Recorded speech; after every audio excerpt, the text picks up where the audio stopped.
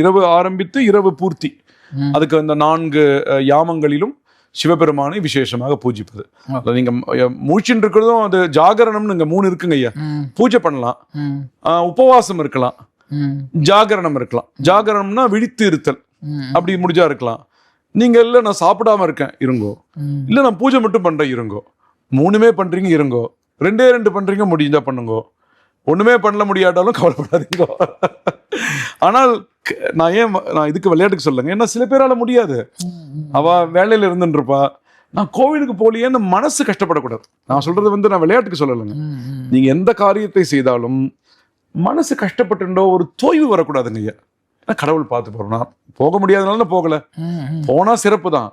போக முடியல கவலைப்படாத, சிவார்ப்பணம். நான் இன்னைக்கு நான் பண்ண வேலையை நான் சிவா நான் உனக்கு அர்ப்பணம் பண்றேன். புரியுதா? ஐயா வண்டி ஓட்டுறாங்க ஐயா, டிரைவர் வண்டி ஓட்டுறாங்க. இப்ப நீங்க பஸ் டிரைவர்னா பாத்தீங்கன்னா நைட்டு 12 மணி 1 மணிக்கு அவங்க எப்படி நான் சிவராத்திரி நாங்க ஒரு இடத்துல நிக்க முடியுமா? நிக்க கூடாது. ஆம்புலன்ஸ் அவ வண்டி ஓட்டுறா, ஒரு டாக்டர் அவ நிக்கணுமா? நம்ம ஜவான் நம்ம ஜவான்கள் அங்க நிக்கிற ஆர்மி அங்க இதுல பார்டர்ஸ்ல அவ இல்ல சிவராத்திரி நிக்கணுமா? வேண்டாம். நாம் செய்யக்கூடிய வழிபாடுகள் அனைவருக்காகவும் சென்றடைகிறது. யாரெல்லாம் முடிகிறதோ செய்யுங்கள்.